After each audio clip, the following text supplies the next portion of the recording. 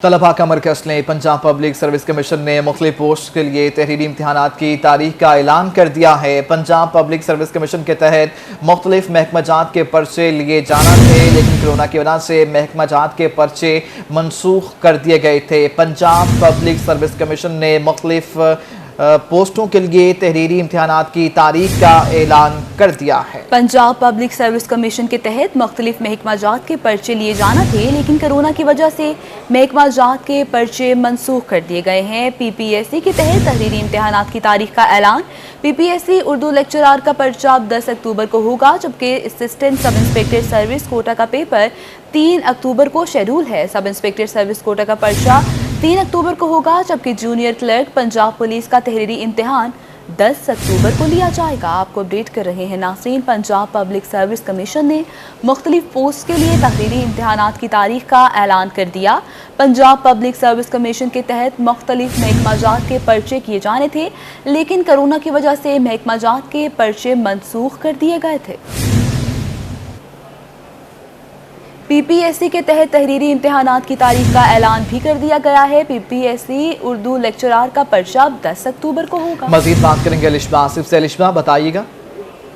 जी बिल्कुल, अगर Punjab public service commission के तहत एग्जाम देने वाले टेस्ट की बात की जाए तो 1 साल से कुछ पेपर्स जो थे वो मनसूख कर दिए गए थे। पहले जो थे कोरोना PPSC स्कैंडल की वजह से और देन कोरोना की वजह से अब 10 अक्टूबर को लेक्चरार का पेपर, उर्दू लेक्चरार का पेपर होगा, जो कि पूरे 1 साल बाद लिया जा रहा है। जबकि assistant sub inspector service Kota का पेपर 3 अक्टूबर को होगा, सब इंस्पेक्टर सर्विस कोटा का पेपर 3 अक्टूबर को होगा और जूनियर क्लर्क पंजाब पुलिस का तहरीरी इम्तहान 10 अक्टूबर को होगा। पंजाब पब्लिक सर्विस कमीशन ने अपनी वेबसाइट पे बाकायदा तौर पे प्लानर भी अपलोड कर दिया है। जी अलिशबा, आपका शुक्रिया।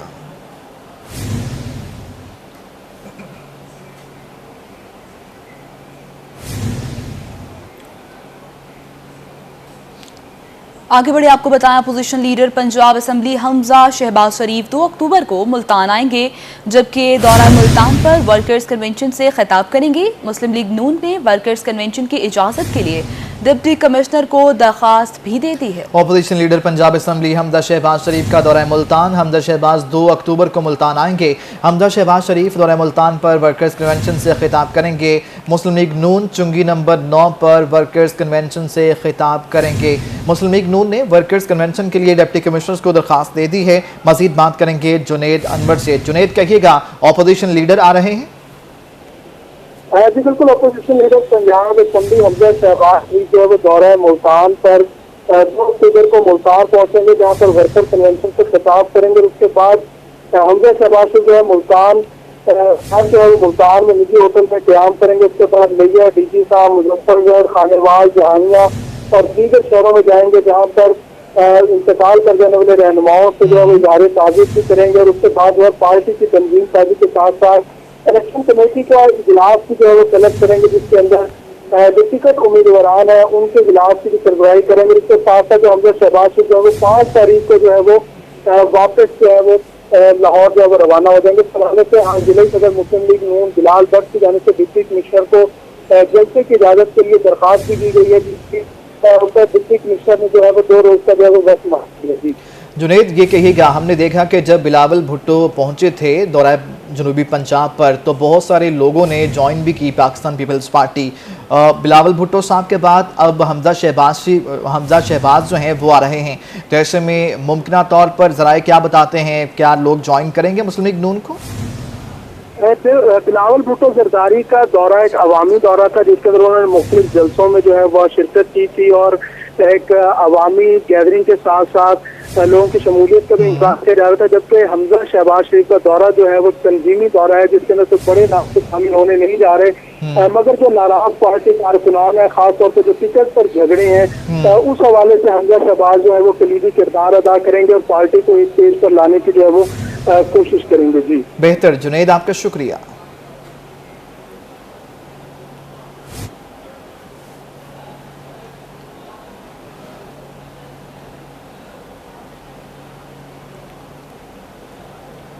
और महंगाई ने आवाम का जीना धोबर कर दिया। चीनी एक बार फिर आवाम की पहुंच से दूर होने लगी है। सरकारी रेट 90 रुपये फी किलो मुकर्रर कर दिया गया है, जबकि जनूबी पंजाब की मार्केटों में चीनी 105 से 110 रुपये फी किलो में फरोख्त होने लगी है।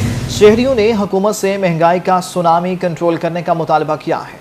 चीनी फिर आवाम की पहुंच से दूर होने लगी। सरकारी रेट 90 रुपये फी किलो मुकर्रर है, जबकि महंगी चीनी फरोख्त की जा रही है।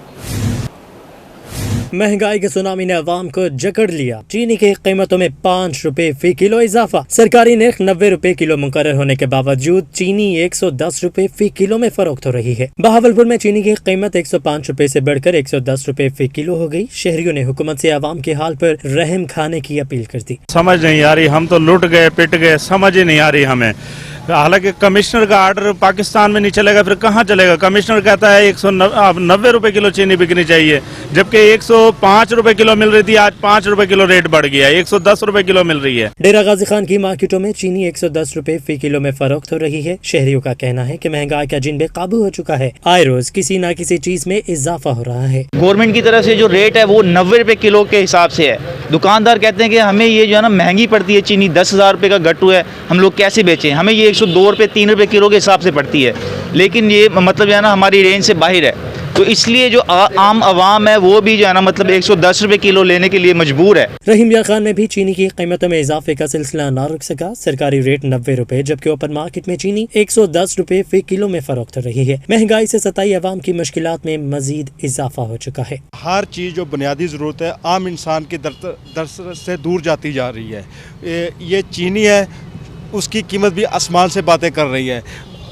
सरकारी रेट तो 90 रुपये है, मगर 110 120 में भी नहीं मिल रहे, तो आम इंसान जाए तो जाए कहाँ? उधर लिया में सब्सिडी पर चीनी की फराहमी मजाक बन गई। सब्सिडी पर दी जाने वाली चीनी सार्फिन को सिर्फ 1 किलो तक मुहैया की जा रही है। शहरियों का कहना है कि दिहाड़ी ना होने के बराबर है, मगर चीनी समेत तमाम अशिया पहुँच से बाहर हो गई है। मिल तो रही है, मगर वो कम मिकदार में शहरियों की जरूरियात पूरी नहीं हो रही है, तो चीनी को जो है ना कोटा ज्यादा मिलना चाहिए। कहर और पक्का की मार्केट में चीनी 105 से 110 रुपए फी किलो में फरोख्त होने लगी। चीनी की कीमतों में इजाफे पर शहरी फट पड़े हैं। महंगाई तो बहुत ज्यादा हो गई है, मार्केट में चीनी मिलती नहीं। गवर्नमेंट ने वादा किया था 90 रुपए चीनी देंगे, लेकिन मार्केट में जो मिल रही है 105 रुपए और देहातों में मिल रही है 110 रुपए। चीनी की कीमतों में इजाफे से शहरियों की मुश्किलात में मजीद इजाफा हो गया है। आम शहरियों का मुतालबा है कि हुकूमत चीनी की कीमत कम करके इन्हें भी रिलीफ दे। पीजी खान में एलपीजी की कीमतें आसमान पर पहुंच गईं। 15 रुपए मजीद महंगी होने से गैस की नई कीमत 185 रुपए फी किलो हो गई है। कीमतें मुसलसल बढ़ रही हैं, कोई चेक एंड बैलेंस नहीं। शहरी हुकूमत पर बरस पड़े। महंगाई का जिन बेकाबू हो गया। डेरा गाजी खान में एलपीजी 15 से 20 रुपए फी किलो तक मजीद महंगी हो गई, जबकि एक हफ्ते के दौरान कीमतों में 15 रुपए फी किलो इजाफा हुआ है। दुकानदारों का कहना था कि गैस का रेट बढ़ रहा है। आज भी सिलेंडर की कीमत में 50 रुपए इजाफा हुआ है। ये एक दफा 70 रुपया हुआ, 160 रुपये हुआ है, 150 पे उस पे ऊपर नीचे नहीं गया। ये रेट ऊपर ही जा रहा है, नीचे नहीं रहा। ये गैस एलपीजी पता नहीं सर्दियों में क्या होगा। घरेलू और कमर्शियल सार्फिन का कहना था कि एलपीजी 170 से बढ़कर 185 रुपए फी किलो हो गई। घरेलू सिलेंडर 2060 से बढ़कर 2200 रुपए, जबकि कमर्शियल सिलेंडर 7925 से बढ़कर 8853 रुपए का हो चुका है। हर रोज रेट चढ़ दे, हर रोज, ठीक है ना। महंगाई तोलते थी, वजीर आज़म को इतना ख्याल नहीं होता कि भाई इन्हें रेट खोज कम करूँ ताकि सारी आवाम भी खुशहाल रहे। शहरियों का मजीद कहना था कि गैस की कीमतों में मुसलसल इजाफे से मुश्किलात भी बढ़ेंगी। आला हुक्काम कीमतें कंट्रोल करने के लिए इक़दाम करें। कैमरामैन रेहान अली के हमरा रजा मलिक, डेरा गाजी खान। बात करें गिरा फरोशों की। कमिश्नर डॉक्टर इरशाद का गिरा फरोशों के खिलाफ कार्रवाइयाँ तेज करने का हुक्म सामने आ गया है। कमिश्नर मुल्तान की ज़ेर सदारत डिविजनल प्राइस कंट्रोल का इजलास हुआ। कमिश्नर का सरकारी लिस्ट वासिया आवेजा न करने वालों के खिलाफ कार्रवाई का हुक्म सामने आ गया। कमिश्नर डॉक्टर इरशाद अहमद ने गिरा फरोशों के खिलाफ कार्रवाइयां तेज करने का हुक्म जारी कर दिया है। कमिश्नर मुल्तान की सरबराही में डिविजनल प्राइस कंट्रोल का इजलास हुआ। कमिश्नर का सरकारी रेट लिस्ट अवेजा करके ना चश्मा करने वालों के खिलाफ कार्रवाई करने का फैसला कर लिया गया है। आपको अपडेट कर रहे हैं, कमिश्नर मुल्तान इन एक्शन है। गिरा फरोशों के खिलाफ शिकंजा तैयार करने का हुक्म दे दिया है। उनका कहना है कि सरकारी निर्खनामों को वाज़ेह जगह पर अवेजा किया जा सके। कमिश्नर का सरकारी निर्ख पर अमल दरामद यकीनी बनाने का हुक्म। मजीद बात करेंगे गोहर रहमान से। गोहर, अहम हुक्मनामा जारी किया गया। इससे पहले भी प्राइस कंट्रोल जो कमेटियां हैं वो इन एक्शन नजर आती हैं, लेकिन महंगाई को नकेल नहीं डाली जा रही। जी बिल्कुल इमरान, आपकी जानिब से दुरुस्त कहा गया है। पहले भी मुल्तान डिवीजन में प्राइस कंट्रोल मजिस्ट्रेट जो जिनको इख्तियारात किए गए हैं प्राइसिंग के हवाले से कार्रवाई की, उनकी जानिब से कार्रवाई जारी थी।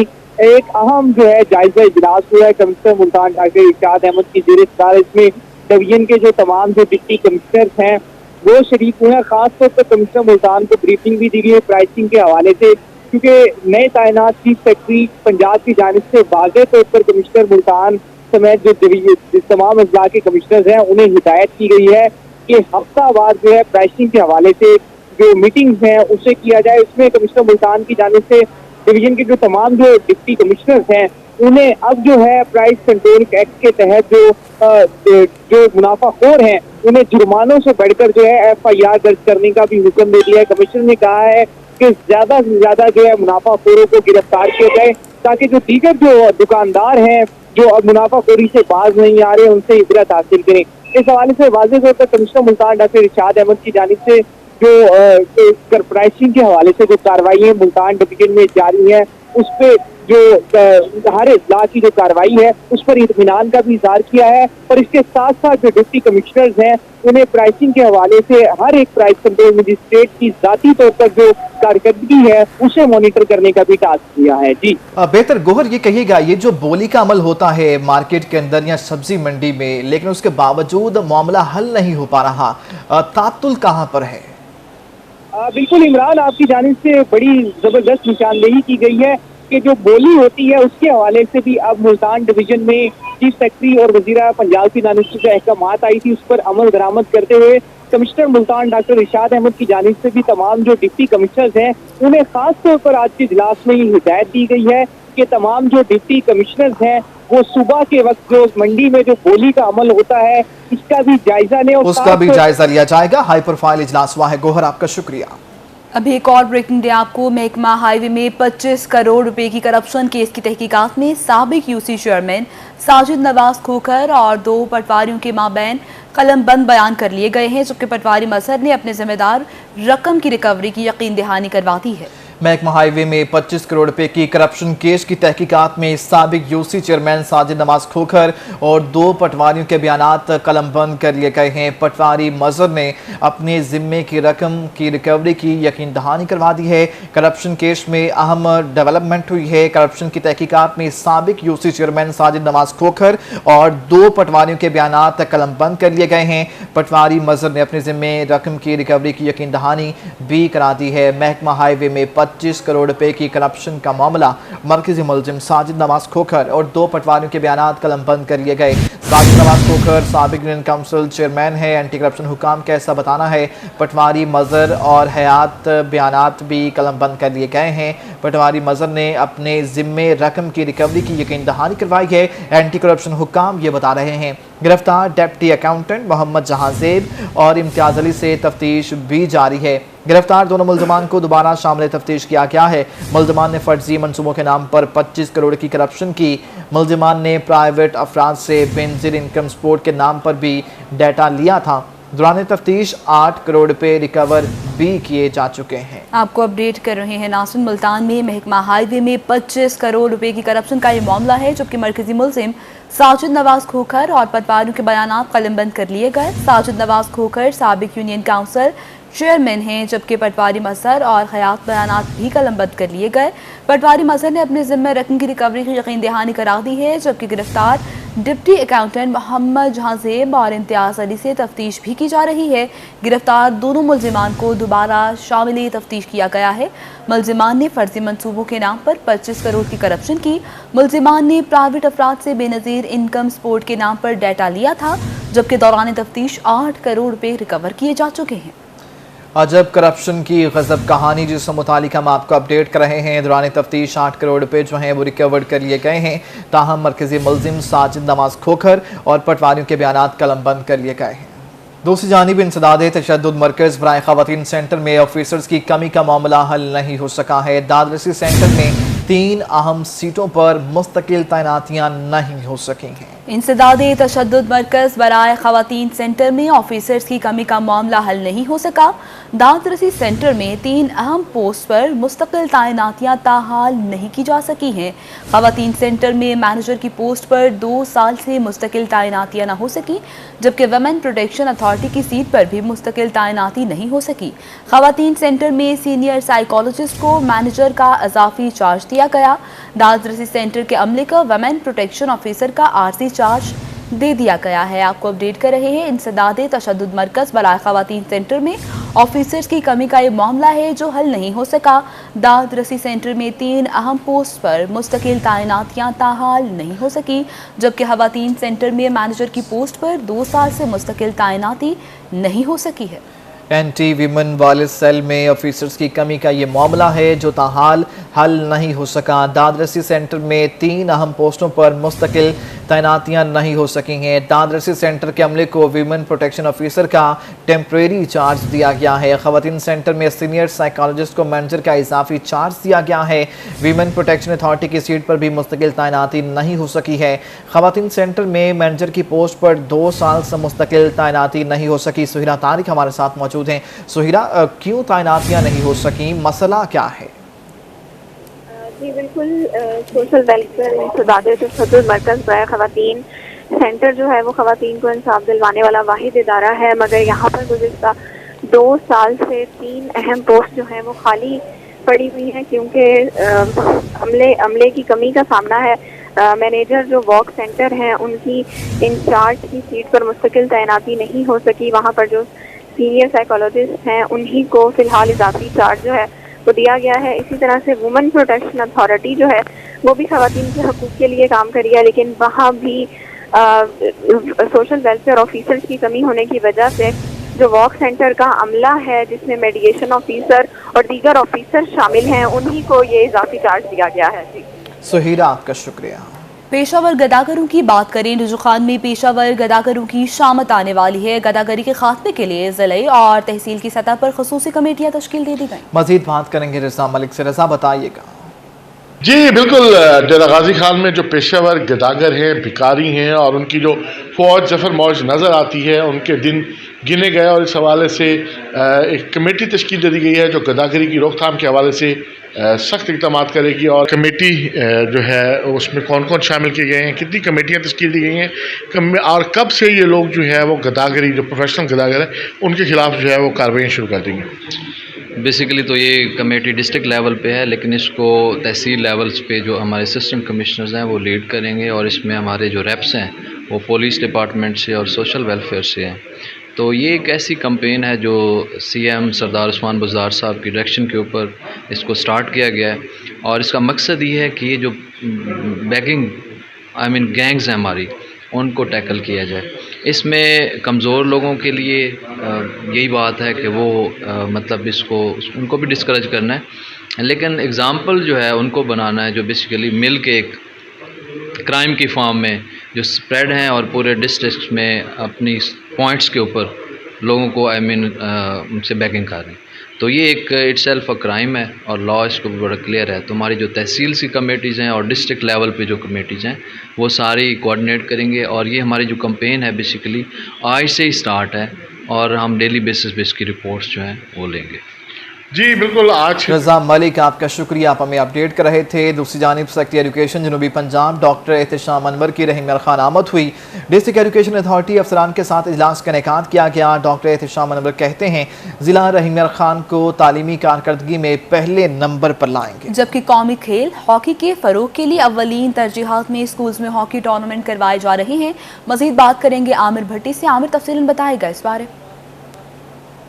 जी बिल्कुल, secretary education south Punjab doctor Ehtesham Anwar Rahim Khan पहुंचे और यहाँ पे जो है उनकी खसूसी जो रहीम खान के अफसरान हैं उनके साथ मीटिंग का एक सिलसिला जारी है। इस हवाले से जानते हैं उनसे। सर बताएगा कि रहीम खान के जो महकमा एजुकेशन के अफसरान हैं उनके साथ आपकी मीटिंग जारी, रहीम खान की जो कारकर्दगी है वो कैसी जा रही है, उसके साथ साथ जो एक स्पोर्ट्स फेस्टिवल एक टूर्नामेंट हो रहा है इसका भी मकसद बताएगा। साउथ पंजाब सेक्रेटेरिएट बनने का सबसे बड़ा फ़ायदा तो ये देख लीजिए कि आखिरी ज़िले में भी सेक्रेटरी एजुकेशन मौजूद है और अपने अफसरान के साथ मीटिंग कर रहा है और हर मामले पर नज़र रखे हुए है तो ये वो फ़वाइद हैं जिसके लिए सारे लोग सोचा करते थे कि साउथ पंजाब का सूबा बनेगा, और माशाल्लाह अब जब वो बन गया तो हम अपने फ़राइज़ अदा करने की कोशिश कर रहे हैं। जहाँ तक आपका ये सवाल था कि क्या एजुकेशन को इम्प्रूव करने के लिए किया जा रहा है, तो एक तो यही, जब भी आपने किसी मर्ज़ का इलाज करना होता है तो उसकी सही तशख़ीस ज़रूरी होती है, और वो तशख़ीस करने के लिए आज हम यहाँ पे बैठे हुए हैं, अपनी टीम के साथ जायज़ा ले रहे हैं कि रहीम यार ख़ान इस वक्त एजुकेशन के इंडिकेटर्स पे कहाँ खड़ा है।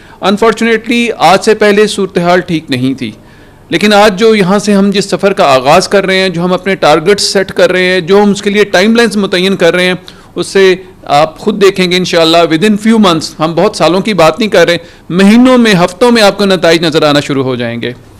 आखिरी बात जो आपने पूछी हमसे स्पोर्ट्स फेस्टिवल के हवाले से, वो हॉकी पे फ़िलहाल हमारा हॉकी का फेस्टिवल चल रहा था, हॉकी का टूर्नामेंट चल रहा था, और आप जानते हैं कि ये पहली दफ़ा हो रहा है कि पाकिस्तान में हॉकी खेली जा रही है स्कूल लेवल पे। बिल्कुल मीटिंग जारी है, उसका मकसद ये है कि ज़िले का जो इंतजामी। ठीक है आमिर भट्टी, आपका शुक्रिया। भी आपको बताएं, लौथरा की ताजिर बरादरी भी FPR की जानिब से मुकर्रर करदा तारीख के मुतालिक परेशान नजर आ रही है। मरकजी अंजुमन ताजरान हुकूमत से फैसले पर नजरसानी की अपील कर चुके हैं। मजीद आगाह करेंगे मुश्ताक भुट्टा। जी बिल्कुल, इस हवाले से लोधरा की ताजर बरादरी, सनतकार और दुकानदार सब जो है परेशान हाल हैं, क्योंकि कल आखिरी डेट है टैक्स रिटर्न जो है वो जमा कराने की। इस हवाले से मेरे साथ मरकज़ी अंजुमन ताजरान के सदर मलिक असगर साहब मौजूद हैं, उनसे हम बात करेंगे। मलिक साहब, ऐसे हालात में क्या मुतालबा होगा? शुक्रिया मुश्ताक भुट्टा साहब। जैसा कि गवर्नमेंट की तरफ से था 30 सितंबर लास्ट डेट गोश्त वाले रिटर्न जमा कराने की, लेकिन जो इस वक्त ताजरों के हालात चल रहे हैं, ताजर पिस चुका है। मुसलसल 1.5 साल के लॉकडाउन की वजह से, SOPs की वजह से ताजरों का बहुत बुरा हाल है। ख़ास तौर पर रिटेलर बहुत परेशान है, ताजर दिन ब दिन मकरूज़ हो रहे हैं। मैं हुकूमत वक्त से अपील करूँगा कि एक तो इस डेट को बढ़ाया जाए, दूसरा ताजरों को रिलीफ दें ताकि ताजर अपनी कमर सीधी कर सकें। ताजरों का बहुत बुरा हाल है।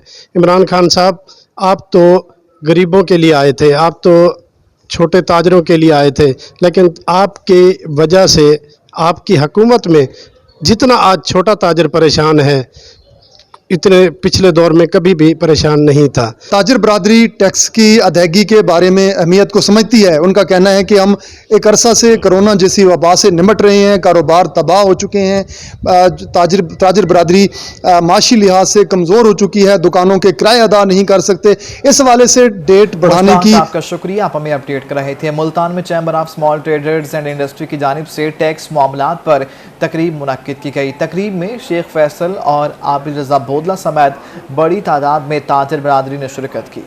मुल्तान में chamber of small traders and industry की टैक्स मामलात पर तकरीब हुई है। तकरीब में सदर chamber of small traders and industries Sheikh Faisal की शिरकत हुई, जबकि तकरीब में कमिश्नर RTO आबिद रजा बोदला ने भी शिरकत की है। ये इदारा छोटे ताजरों और छोटी सनतों की नुमाइंदगी करेगा। शेख फैसल का ऐसा कहना था, जबकि उन्होंने मजीद कहा कि हमारा मुतालबा है गोशवारे अदा करने की तारीख बढ़ाई जाए। पॉइंट ऑफ सेल्स पर ताजरों के मसाइल हल करेंगे। बात करें PHA की, तो मुल्तान में PHA की खदमत आपकी दहलीज के सिलसिले पर इक़दाम जारी हैं। PHA की जानिब से चौकों और ग्रीन पर लाइट्स की तनसीब कर दी गई है। गुलगश्त रोड और गोलबाग चौक समेत दीगर शाहराहों को रोशन कर दिया गया है। PHA मुल्तान का खिदमत आपकी दहलीज पर के सिलसिले में इक़दाम PHA की जानिब से चौकों और ग्रीन लाइट्स की तनसीब कर दी गई है। गुलगश्त रोड, गोलबाग चौक समेत दीगर शाहराहों को रोशन कर दिया गया है। मुल्तान में आलमी यौम अमन पर सूबाई वज़ीर इंसानी हकूक़ एजाज़ आलम का कहना था कि पाकिस्तान ने हमेशा दुनिया में अमन का पैगाम दिया है। पाकिस्तान में अक़लियतों को पूरी आज़ादी हासिल है। उन्होंने मज़ीद क्या कहा, जानते हैं मोहसिन अल मुल्क से। जी मोहसिन। जी, आलमी यौम अमन के मौके पर आज मुल्तान में एक बड़ी अहम तकरीब हुई, जिसमें सूबाई वज़ीर ह्यूमन राइट्स एंड माइनॉरिटी एजाज़ मसी साहब ने शिरकत की। मिनिस्टर साहब, बताइएगा पाकिस्तान में इस वक्त माइनॉरिटीज़ के हवाले से आपके पास तमाम तर चीज़ें होंगी, किस तरीके का माहौल है और आज के दिन क्या पैगाम है? अमन के आलमी दिन के हवाले से अमन जो है वो तमाम मज़ाहिब के लिए ज़रूरी है, तमाम इंसानों के लिए ज़रूरत है। इस हवाले से आज जो तकरीब का इनेकाद किया गया उसमें ह्यूमन फ्रेंड ऑर्गेनाइजेशन जो है उसके तामन से ये महफिल सजाई है। जिस तरीके की करंट सिचुएशन है अफगानिस्तान की और दुनिया इस वक्त बहुत ज़्यादा प्रेशराइज़ कर रही है पाकिस्तान में, तो इस तरह के माहौल में आप क्या समझते हैं, इस तरह की चीज़ें भी होंगी? हमारे प्राइम मिनिस्टर्स हमारे मुल्क ने हमेशा अमन की बात की है और अमन की बात जो है वो हमेशा जो है वो जो दलेर लोग होते हैं वो बात करते हैं, बुज़दिल लोग हमेशा लड़ाई की बातें करते हैं। तो फिर आपने देखा कि प्राइम मिनिस्टर्स ने जिस तरह उनके पायलट को वापस करके एक मैसेज दिया था अमन का पूरी दुनिया में, और अभी भी जो उनकी जो यूनाइटेड नेशन में स्पीच थी वो भी इस बुनियाद पर थी कि इस मुल्क में अगर सब ने मिलजुल कर रहना है तो हमें एक दूसरे के नज़रियात को और एक दूसरे को की एक्सेप्टेंस करना पड़ेगा। मिनिस्टर ह्यूमन राइट्स अमन की बात कर रहे थे और उनका कहना था कि अमन की बात को फैलाना है और आज के दिन भी हमने एक मैसेज देना है पूरी दुनिया को कि पाकिस्तान में किस तरीके से अमन से तमाम अक़लियत आपस में भाईचारों की तरह रह रही है। मुल्तान के सरकारी स्कूल्स में खेलों के मुकाबले जारी, तहसील लेवल पर वॉलीबॉल के सेमीफाइनल मुकाबले हुए। जीतने वाली दोनों टीमों ने फाइनल के लिए क्वालिफाई कर लिया। सरकारी स्कूलों में तहसील सतह पर खेलों के मुकाबले जारी हैं। आज government Samra public high school में वॉलीबॉल के सेमीफाइनल मुकाबले हुए। बच्चों ने अपनी अपनी टीम्स को भरपूर तरीके से सपोर्ट किया।